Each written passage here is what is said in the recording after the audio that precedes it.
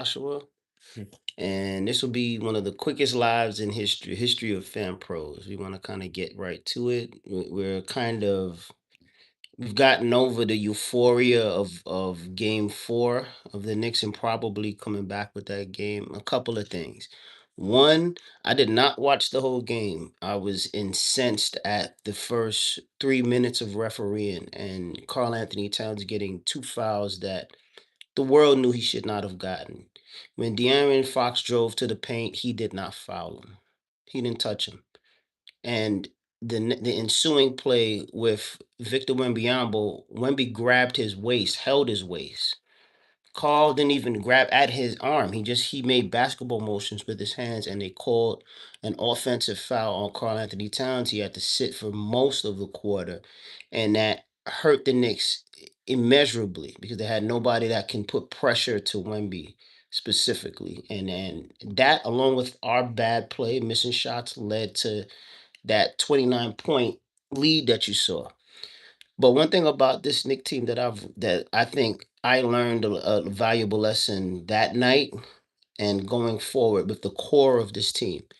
This team is one of the most resilient teams I've seen. They remind me of the '96 Yankees. They are just heaven bent on not giving up, not giving in, finding a way when it looks futile to win. That '96 Yankees team should have lost that series many times over, but their determination, their will, their grit to win persevered through some of the biggest storms you'd ever seen. Getting blown out the first two games, coming back from 6 runs down in Atlanta, a pitching duel where Pettit outdueled Smoltz 1-0. I'll never forget that series. The perseverance that you had that team went through. This team has been phenomenal. To destroy teams in the East, come up, and even that Cavs game, that cat coming back from 22 down, the Cavs were never the same after that loss. It'll be interesting to see how the Spur team shows up, and that's a veteran Cavs team. It'll be interesting to see how this younger Spurs team reacts to losing a 29-point lead, man. I mean, the other team has to do everything wrong. So I agree with most of what everybody said, the commentator said about the Spurs, except for the De'Aaron Fox hate. De'Aaron Fox, and I'm going to say this quickly. De'Aaron Fox, you can't bench him and just start Harper. There's a reason why the coach has Fox in there. We've talked about it various times on the podcast. Fox is the best ball handler that the Spurs have. He commits the least turnovers of those guards. Castle was a turnover machine in the playoffs. He's done a lot better in these finals. Even in these finals, it was a game two they lost. He had four turnovers, man. Your guard can't have that. He had just as many turnovers as he had assists. You can't do that as a point guard. And Harper was turning the ball over a lot, especially in the OKC series, man. They need Fox out there to lessen the turnovers and get the guys into their offensive sets, man. I think Harper, when he's out there, he's just looking for a shot. He's driving. He's looking to score. So they're not benching Fox. I think Fox made mistakes, man, in the game, but it happens. It happens, man. All right. I mean, so all of that, I hear the Spurs fans saying, "Oh, we need to bench him." That's not gonna happen. He's gonna play. He's gonna start, and you're gonna go to war with what you have, man. All right. Next, and I just want to go through these things quick. Next, the Nick fans that a lot of these podcasters, one of my boys had. Well, nah, we'll get to this first. A lot of the drama that I've seen with Nick fans and them doing this and them doing that over the last 4 games, doing crazy stuff. Those are not Nick fans. Those are people that just want to wild out and they up to no good. They're not Nick fans. I've been a Nick fan since '79, and I sat in the garden and watched the Spurs beat us. The same San Antonio Spurs organization beat my Knicks in MSG. Sat there, stayed in MSG for about 20 minutes, 25 minutes, just staring, just looking at them get the trophy and really be raised up in our building. There was no not wilding out or breaking into places or just hurting people. There was none of that. There was none of that because at the essence, Nick fans are we're not on that, man. We ain't on that type of time, man. It's about our team, and if you come to us respectful, we're respectful. Now, and I don't want to hear people like to kill this generation. It's not even about this generation. I just think those were just people that wanted to wild out. They wanted to relive the Purge movie, and they threw on a Knicks jersey to kind of hide that fact. All right. So these aren't Knick fans. Real Knick fans ain't on no type of time like that. We respect the opponent and we're respectful as long as the opponent is respectful. Wemby, I'm glad they gave him the flagrant. All that dirty play that has to stop, man. That had to stop. You cannot continue with this guy doing stuff like that, man. You could not, man. All right. So the dirty play from Wemby stopping, I appreciated the ref giving him the T. It was a makeup call for the choke slam, big show choke slam he did to Jalen. And hopefully it'll clean the game up a bit. The calls evened out the second half of game four, and I want to tell you why it did. And this goes out to my boy Spank, who we kind of got into a debate, just texting, where he had told me, "Oh well, look, the calls, the Knicks got away with calls for game four, so it's even, and you can't say that the refereeing calls made a difference and this and that." Listen, the referee calls for the Knicks the first four games of this series, except for the second half, was atrocious, man. They were some of the worst I have ever seen. And the Knicks traditionally don't get love from the referees, man. Traditionally don't. Algorithm algorithm put up a statement I made on YouTube about a year ago about the Knicks not getting any calls. It's if you're a Knicks fan, you're used to it, but not to this level. Not to this brazen criminal type level, man. I hate to be dramatic like that, but when you see somebody get choke slammed and then you see Jalen get speared, like I said, Big Show, he got Brock Lesnar speared by Stephon Castle in front for the world to see, and that wasn't called as a flagrant. None of these were basketball plays. I don't mind physical play. I grew up watching basketball 80s, 90s. Our old Knicks were physical like that. I don't mind physical play, but it has to be in the context of a basketball play. Like guy driving to the basket, you ain't doing that down here, not in my house. Elbow, forearm, whatever. I don't mind that. But to just out of nowhere, just out of nowhere, just turn around and just grab somebody and slam them down. No. Out of nowhere. Jalen wasn't even in Stephon Castle's way, and he just bared down and just speared him. You can't do that, man. All right. So that's I don't mind physical play, but in the context of a basketball play or move, not just out of nowhere, man. I blame the referees first for allowing that and not teeing these guys up for that so that that's no longer allowed.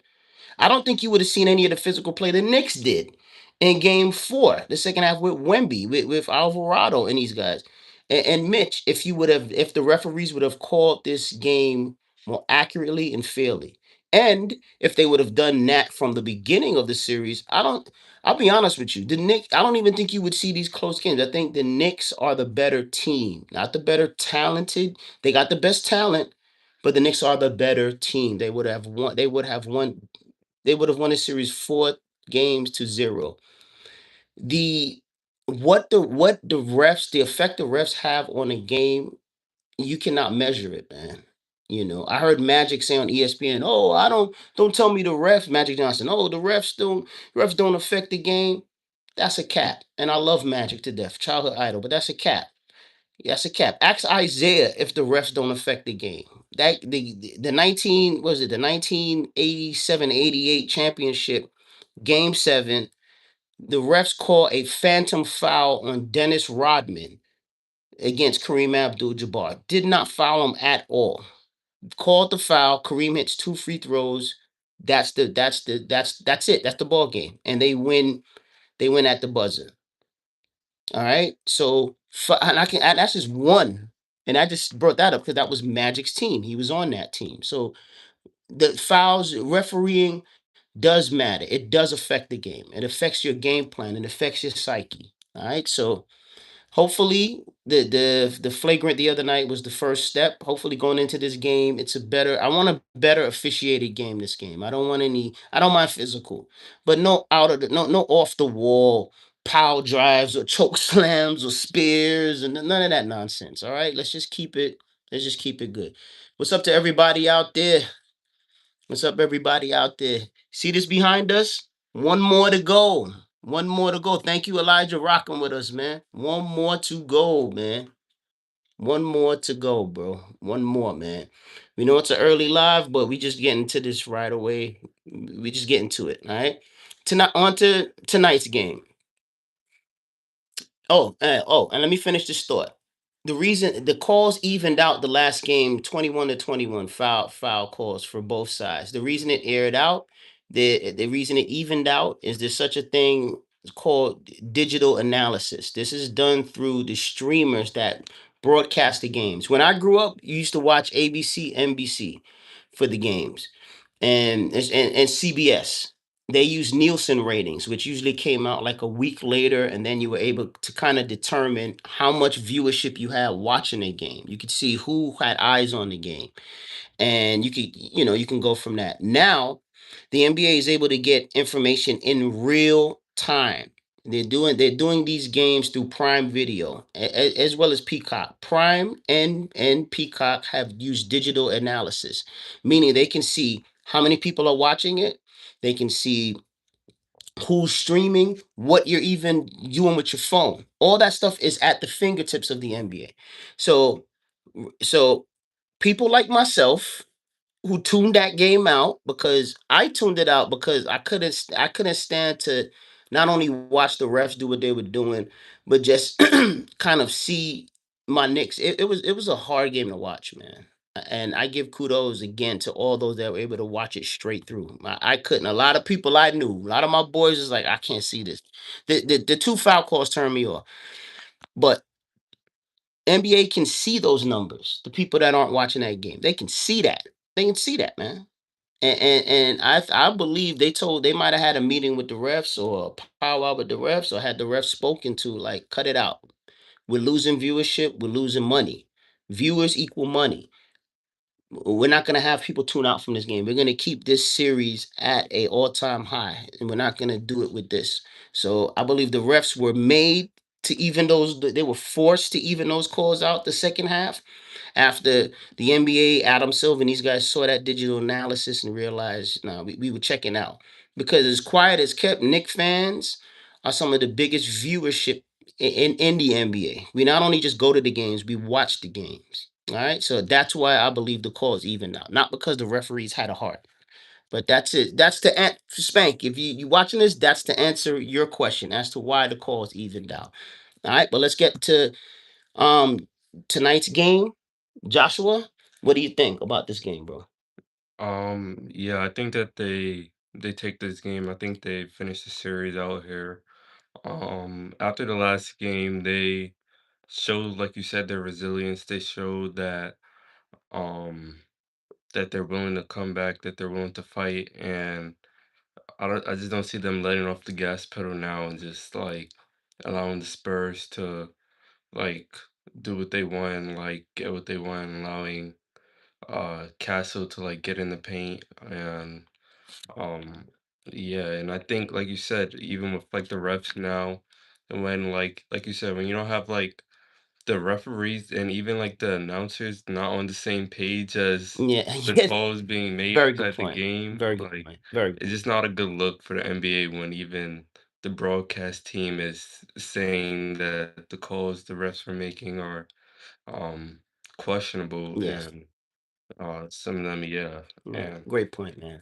Richard Jefferson being one of them who hates the mhm, Knicks. yeah, He's screaming at the refs. That's flagrant. That's yeah, go mhm, ahead, bro. Great point. yeah. So yeah, and I think yeah, like you said, the refs are the NBA is on notice now that um like this stuff they can't hide.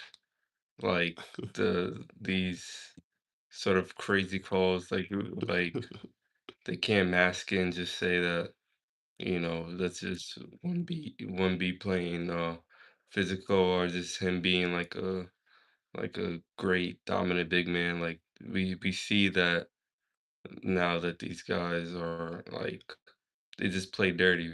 They do. Yeah, They've played like there's dirty. been too many plays now where Yeah. we just seen that they're playing dirty and they're willing to do whatever. Yeah, travel. Yeah, Remember the Fox. yeah. What he carried and double dribbled in the same play, Mm-hmm. and they Sure. didn't call it. So yes, that's just one. It's a greatest hits of horrible, fraudulent, questionable referee calls through the series against the Knicks. Go ahead, Hmm. son. Yeah. So I think, like you said, the calls now are, yeah. I think, like you said, the NBA's put on notice Yeah, that like they can't no longer just allow the Spurs to get away with whatever they want to get away with and expect people to continue watching and just accept it and yeah, like it's a great point. say like the next guy have to play better. It's like, Great point. Yes, mm, that's a phenomenal point. That's a great point. I think Silver saw that too. We're losing viewership. People are tuning the game out. My wife was just like, I can't do this no more. This is ridiculous. She's seeing that, and she's not a great basketball aficionado. You can't. I think the NBA thought they could sneak this stuff by, and the Knick fans, such as myself, the viewership tuning out actually was a good thing because it put them on notice. At the end of the day, Silver's about money and about what sells. I think he's finally woken up and realize that you can't try to pick up your smaller market teams all the time. You gotta invest in your bigger market teams, man. And you can't be trying to you can't push Wemby ahead like that, man. Let him get mm, there gradually, man. He'll get there. You don't gotta baby him with calls. You don't gotta do that stuff because you're raising a spoiled brat, a kid that throws tantrums, that flings elbows, and does all mm, kind of stuff in the game. You're not being a good parent, with a child when you do that. You're not good at being a good commissioner when you're allowing that from your star player. All right. So mhm. tonight you think they're definitely winning it. Yeah, I think that they're winning it tonight. Yeah. Okay. My thoughts on it, I agree with Joshua. I think the common sentiment is that the Knicks will lose this game and they'll go back to the Garden. And if I'm bet with what the NBA's done, I mean anything is possible. I can see them losing tonight and finishing in the Garden with Silver wanting those ratings at MSG, Hmm. wanting those optics, wanting to Yeah. see Taylor Swift Hmm. and all these other guys there. I can see that. I think if the referees are even halfway decent, if they call it down the middle, the same way if they're fair, tonight to the Knicks. I know it's in San Antonio, but if they're just fair, I don't want like preferential. Just be fair. I think the Knicks will win this game tonight. To be honest with you, I think the Knicks have the superior team. 1 through 12. I think that that's a young team, so I don't know how well they got over that loss. That was a bad loss. That was a memory, and they had to hear that all the I don't know how far I don't know if they've gotten over that. The Knicks have made a living at coming back against leads. So no lead. The Spurs are always going to be like, even if they get a lead, we're not safe. We're not safe. And I think they'll press. I think they'll try to do too much. I think the Knicks' entire team will show up tonight, bench and starters. And I think the captain, there's been a debate about, oh, OG, he should be the MVP versus Jalen. Jalen is the MVP, and I'll tell Hmm. you why. OG hit one of the most memorable putback shots in history for the Knicks, as well as blocking the shots. That will go down in finals history. I love OG, and he has been incredible this finals. But he's not being double teamed constantly. He's not being focused on in the focal point of the San Antonio Spurs defense. That would be Jalen Brown at 6 foot. That would be Jalen Brunson at 6'2". All right. The reason OG is getting these open shots is because of Jalen being constantly double teamed and blitzed. Never forget that. All right. And despite all of that, the man is still averaging nearly 30 points for the series. He shot bad for the first 3 games because he's constantly being fouled, speared, choke slammed, hit in the head, all kind of stuff, man. All right. So I mean, OG hasn't gone through that to that degree. No play on that Nick team has. All right. The Spurs made it a point to try to beat up Brunson, but he's got it now. I think he's got his touch back, and I think he's figured it out. Mm, He's figured out the San Antonio defense. So I think tonight is going to be a Jalen Brunson night. Mark my words. He will cinch the MVP mm, conversation, and I think he'll be the NBA Finals MVP. Final game, final score. Sheesh, the way these guys have played. Let's say 101 to 97. All right. The Knicks win it down the stretch, tight game. And I think it'll be good for ratings. I think that's what Silver wants. So, although I want the rest to be fair, they were not going to be favorable for us. So, you're going to get it a close game. But I say 101 to 97, New York Knicks win the world championship, first championship since 1973. And you're going to see this grown man cry. I just put it out there, man. mhm. It's my team. I've been waiting a long time. All right, so that's it from Fan Pros. You heard it here. You guys out there, we appreciate all of the people in the chat. We appreciate the viewership. We appreciate the subscribers. We thank you guys again. For everybody that's new to the channel, that's new to these lives, please like, subscribe, and comment. It is always appreciated. So, and again, see that back there? That's the goal. One more. Let's get it done tonight. I don't need a game six. I don't care for that. I want it tonight. Out the way, done. All right. So we'll talk to you guys soon from Fan Pros. Peace out.